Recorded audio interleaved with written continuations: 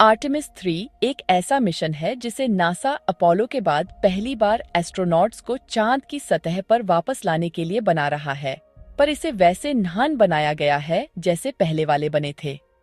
Apollo में एक ही integrated system थी जिसने लॉन्च से लेकर लैंडिंग और वापसी तक पूरे मिशन को संभाला।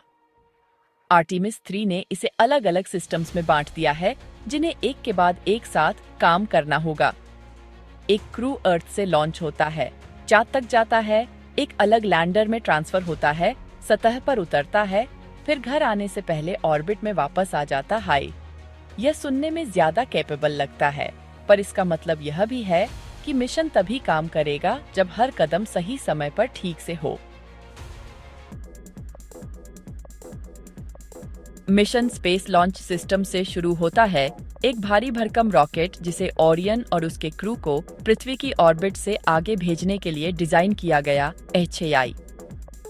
ओरियन वो स्पेसक्राफ्ट है जिसमें एस्ट्रोनॉट्स यात्रा के दौरान रहते हैं।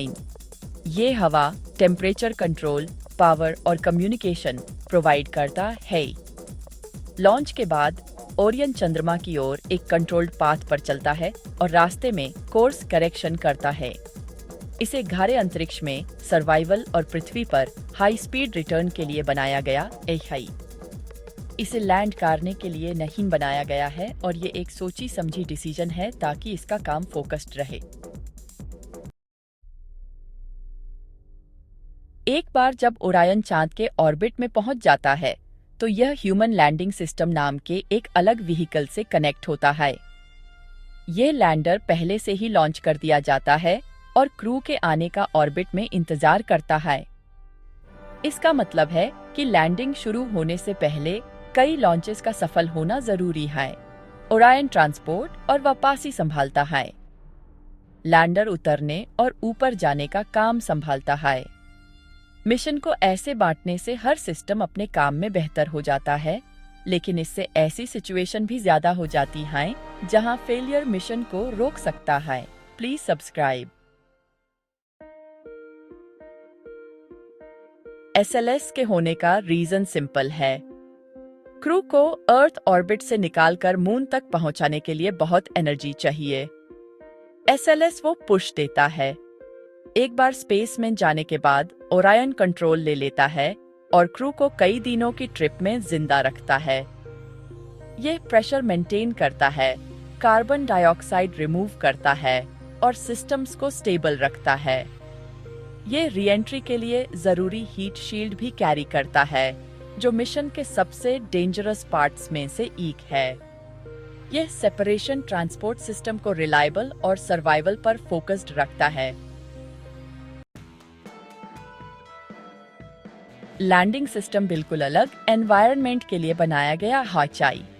इसे ऑर्बिट छोड़ना होगा, सतह पर उतरना होगा, एस्ट्रोनॉट्स को उनके काम के दौरान सपोर्ट करना होगा और फिर वापस ऑर्बिट में लॉन्च करना होगा। अभी का डिजाइन स्पेसएक्स के बनाए एक बड़े स्टारशिप डिराइव्ड व्हीकल पर बेस्ड है। इसका साइज इसे पहले के लूनर लैंडर्स से ज्यादा फ्यूल और ज्यादा इक्विपमेंट ले जाने की परमिशन देता है। यह एक्स्ट्रा कैपेसिटी ही मून पर ज्यादा देर रुकने और ज्यादा कॉम्प्लेक्स ऑपरेशंस करने में हेल्प करती है। बट उस साइज की अपनी एक कीमत होती है।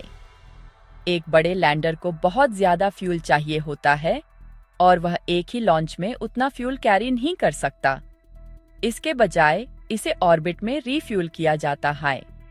टैंकर व्हीकल्स अलग से लॉन्च होते हैं, लैंडर के साथ डॉक करते हैं और मून के लिए निकलने से पहले फ्यूल ट्रांसफर करते हैं। हर डॉकिंग एक्यूरेट होनी चाहिए, हर ट्रांसफर स्टेबल होना चाहिए।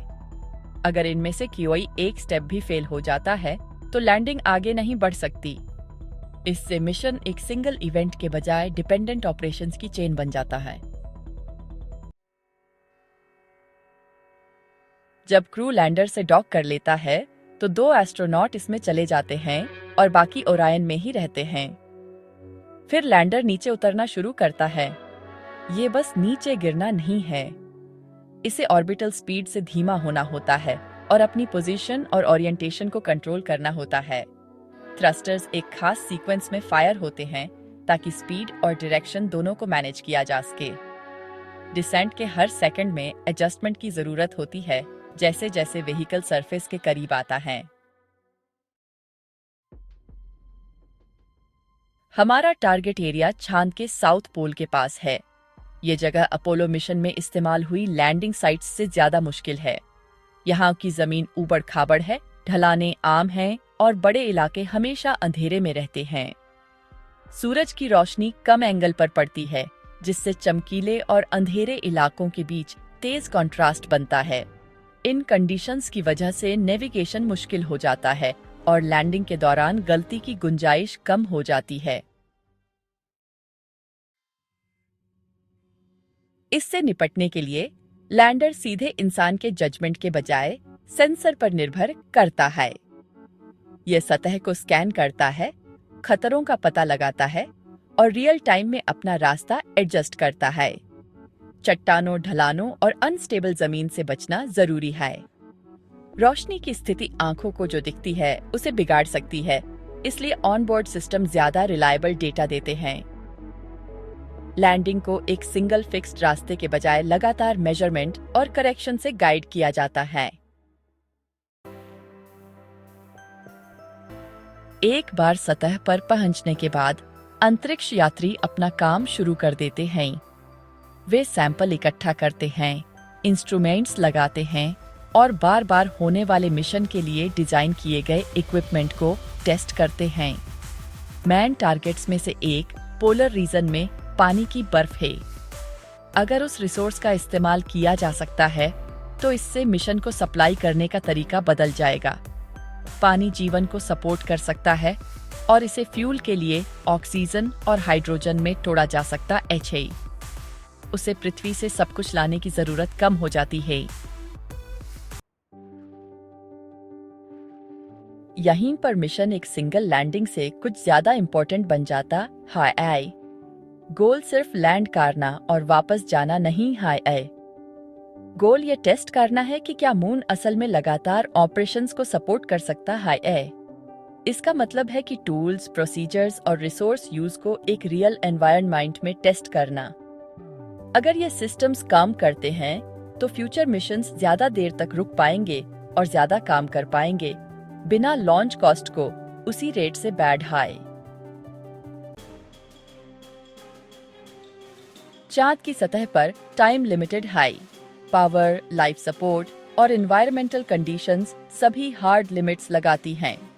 टेम्परेचर सूरज की रोशनी के हिसाब से बदलते हैं। धूल इक्विपमेंट में दिक्कत कर सकती है। रेडिएशन का एक्सपोजर लगातार होता है। हर काम को एक फिक्स्ड टाइम में पूरा करना होता है। क्रू को अपना काम खत्म करना होगा और इन लिमिट्स तक पहुंचने से पहले ऑर्बिट में वापस लौटना होगा।